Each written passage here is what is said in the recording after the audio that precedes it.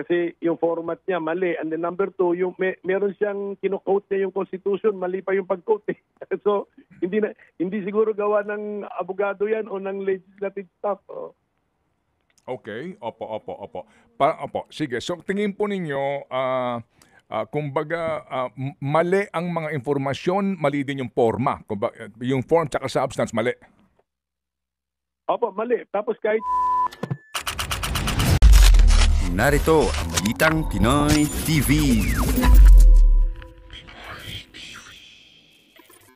Sa linya ngayon, si Senator Pimentel. Sir Coco, good morning. Good morning! yes, magandang umaga, Manong Ted at kay DJ Chacha at sa lahat po ng nakikinig po. Apo, salamat na marami. Ano po, I'm sure inyo na po ito nabasa, itong draft resolution na ito. Sa pangkalahatan po muna, ano po ang inyong masasabi dito? Number one, malaking chance na hindi yan tunay na sinulat ng Senate staffer. Kasi yung format niya mali. And then number two, yung meron siyang kino-quote niya yung Constitution, mali pa yung pag-quote. So, hindi siguro gawa ng abogado yan o ng legislative staff. Oh. Okay, opo. Sige, so tingin po ninyo, kumbaga, mali ang mga informasyon, mali din yung forma. Kumbaga, yung form tsaka substance, mali.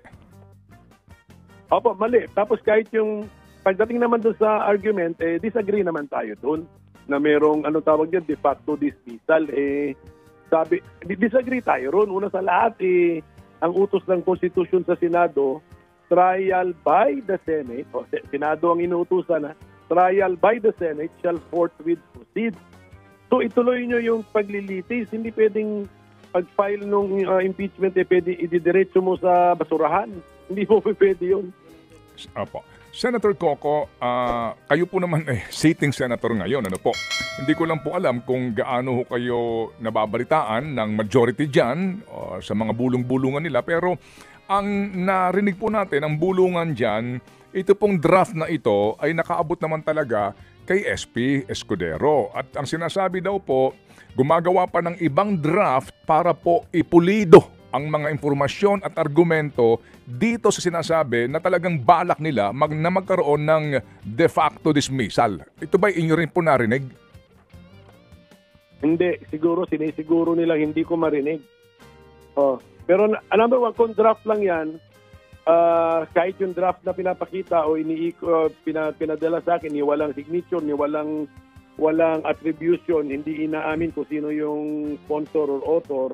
So hintayin na lang natin maging official yan kung pipirmahan na at saka i-file. Pero ready na tayong harapin yan. Mag-argue tayo na hindi pwede yan. Hindi po pwedeng ano ba tawag nila? Ano ba yung sa draft na nakita ko? De facto dismissal. Una sa lahat, Manong Ted, ang ginagamit nating analogy, court system . So kung court system yan, kahit sa court system, ang mga motion to dismiss mo or mga summary judgment mo, naka-address sa court. Kailangan mag-convene muna ang Senado bilang impeachment court kung gusto nilang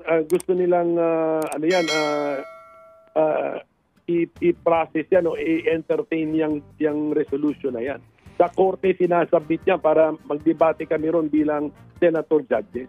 Okay. Inamin po naman ni Senator Bato na sa kanyang opisina po nanggaling ang draft na ito. That's a fact, no? One. Second, inamin din po ni Senator Amy na may ilang po mga draft na umiikot ngayon. Okay.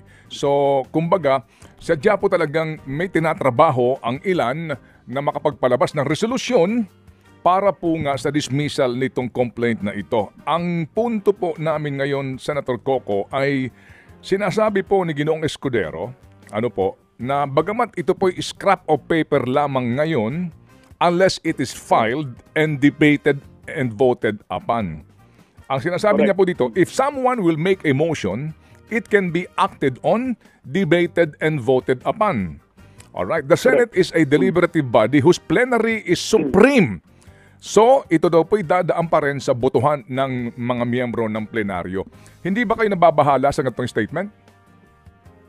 Nababahala tayo, pero siyempre, kaya nga ready na tayo . Siyempre rin research na namin yan. Pero hindi pa talaga yan official. Kahit si Bato may inamin na may draft, hindi niya sinasabi na yung draft na nakita ko yun yung draft niya. Hindi eh. Basta para kung ang inamin ata niya na meron nang galing sa opisina niya na ganyang idea. So ready lang tayo to argue both on procedure and on substance.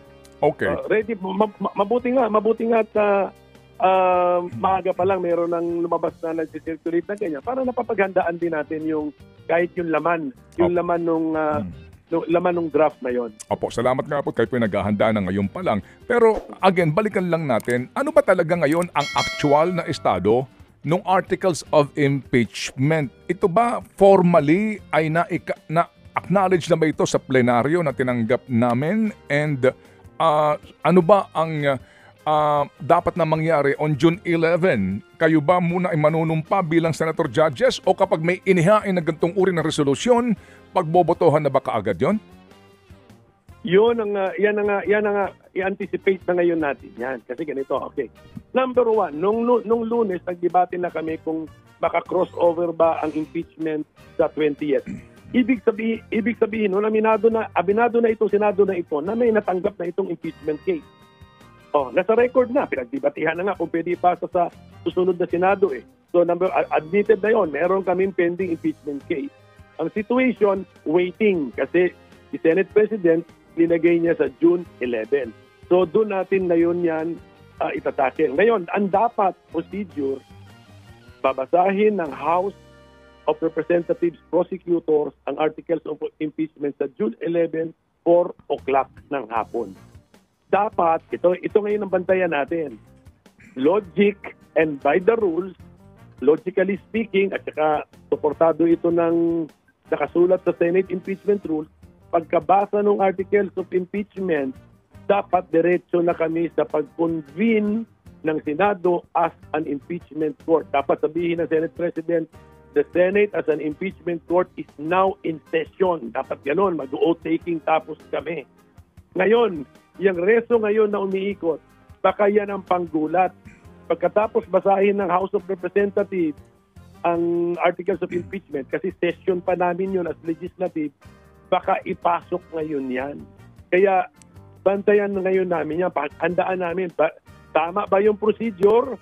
Pagka lumusot sa procedure, saka natin dibatihan ang laman. Okay, sige po. So babantayan namin. Yung namin, dapat bantayan. Babantayan namin. Yung namin, ilang kayo? 2. Kayong dalawa. Kasi opo, go ahead. Kami lang sa minority ang nag-uusap tungkol diyan. Yung nga po, kasi ganito po, Senador, nababasa po natin ang mga opinion ng ilan, ng marami, Opo, mga legal brains dito po, sinasabi nga ito ay napaka-elementary, na subject matter, na hindi na kinakailangan magkaroon ng trial bago ka magkaroon ng acquittal or dismissal. Pero paano po yan? Ito po ay senaryo po lang naman, Paano kung maglakas ng loob ang liderato ng Senado at ang majority, na bahala na kayo kung saan kayo pupunta, pero sasagasaan kayo ng boto ng majority. Kahit na kayo magbantay dyan, kumontra kayo, makipagdebate kayo, at the end of the day, let's vote on the measure. Paano po yun? Yun po yung rules. Kailangan talagang dumating ang punto na kung merong inintroduce din sa Senado, bigyan kami ng oras labanan kung disagree kami. Tapos, at the end of the day, kung hindi maiwasan ng pagboto, bobotohan namin. And then, ang resulta, yun na nga. O sana naman, wag naman mapapahiya ang Senado bilang institusyon. Kasi kami ni Senator Risa, member kami nitong Senadong ito. So ayaw din namin naman masira o mapahiya ang Senado bilang institusyon. Dapat, ang argument lang namin dyan, ang final appeal namin sa aming mga kasamahan, ang dali-dali intindihin ng Constitution, trial by the Senate shall forthwith proceed. Wala namang malalim na salita dyan. So bakit di namin masunod yun? So yun lang yung pakiusap namin. Sundin naman natin ang Constitution. Senado tayo. Nationwide yung mandato natin. Dapat tumunod tayo sa Constitution. Tapos kung tayong umiwas sa impeachment trial at saka pagdesisyon sa impeachment case, kasi nga, nung tumakbo tayong senador, kasama na yan sa job description. Dapat alam na natin yan. Noon, pag-file pa lang natin na certificate of candidacy, alam na dapat namin lahat yan. gusto, yung lakas ng loob to be a judge sa impeachment, dapat dala-dala na namin yun. Senador, yun nga, no? Are you going out of your way now? Kasi sabi nga po ninyo, baka hindi kayo kinakausap o baka mainap lang po sa inyong informasyon, pero hindi naman maitatanggi yung mga nangyayari dyan sa Senado sa ilang pong mga nagsasabi na binubuo nga itong gantong uri ng mas pulido umanong draft, and then makakakuha po ng at least man lamang 13 boto, and then kumbaga bahala na kayo magrereklamo dyan, mag-iingay dyan. Kayo ba lumalabas na sa inyo pong opisina para makisuyo, makiusap mismo sa kapwa nyo senador regardless kung majority sila o hindi? Para pag-usapan ito sa ika ninyo na para naman hindi mapahiya ang institusyon? Nung nag-plenary debate po kami, hindi pa kausap na rin namin yung mga colleagues namin. Tapos siyempre, of course, sa lounge, nag-uusap-usap din kami tungkol dyan, nagbubulong-bulungan din kami tungkol dyan. So, ang pinaka-formal nga at pinaka-recorded nga, public na pakiusap sa mga colleagues natin would be when you speak out during plenary session. At ginawa na po natin nung Lunes yan, at posible pa natin gawin gagawin natin ulit. At kausapin natin silang lahat. Problema lang nga is kung nakikinig pa. Okay, opo. Kumbaga, yun nga sana, ang pinaka-formal na pakikiusap dito ay sa floor, no? Para sinasabi nyo yung mensahe at nakikinig po sila. Opo. Ano po ang handicap ninyo on June 11? Kasi 4 p.m., opo, at yan po ang huling araw ng regular session po ng 19th Congress. Ang iba siguro po ay atat na rin magbakasyon, no? Yung mga dumaan sa hal. Opo, kasi ang iba niya nakabook na ng mga flights yan. Kasi ito ang pinakamahabang break sa Kongreso, yung papunta ka ng SONE.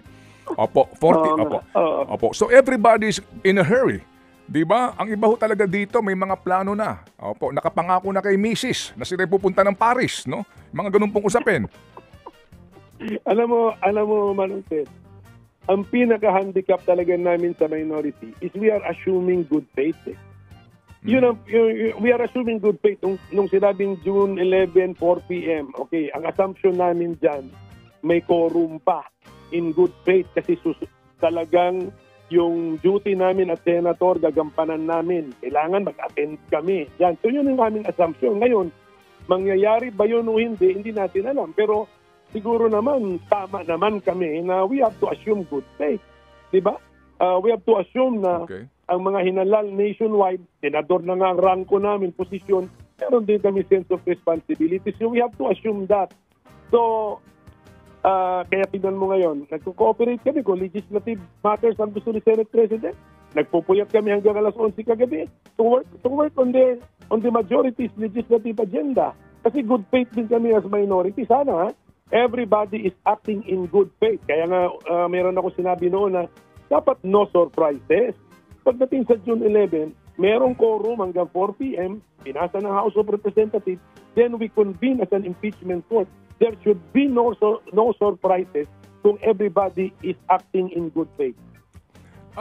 So nangangahulugan po, Senador, no, na kung sakasakali pagsapit ng June 11, 4 p.m., and then may kumwestiyon sa quorum ninyo, wala nang business of the day. So, the mere absence of a quorum will be a reason for the Senate to adjourn at hindi po mangyari itong sinasabi na reading of the articles and the pag-swear ninyo bilang mga senator judges. Bantayan nga natin yan. Tandaan mo na 3 p.m. ang session namin. Ngayon 4 p.m. ngayon yung reading. So, yung senaryo nga natin, imagine mo 3 p.m. magkakakorum, then 4 p.m. biglang wala. So, bantayan natin lahat yan. Kasi normally, hindi dapat nangyayari yan unless na merong hidden agenda. That's why, parati ko sinasabi, parati natin entertainin yung merong mga hidden agenda. Pero siyempre, ang assumption din talaga dapat natin, merong good faith compliance. Kasi, ang kadil natin, mga senador mga may nationwide mandate, more than 35 years old. Dapat mature na nga ito ng mga tao. So, we assume good faith. I am assuming good faith. At ako'y nagdarasal na pagdating ng June 11, there should be no surprises. Meron meron dapat sufficient number of senators, kung hindi nga kung pwede perfect attendance to show interest dito sa Ito na nga mga kabalita. Ano na ang masasabi nyo patungkol sa balitang ito?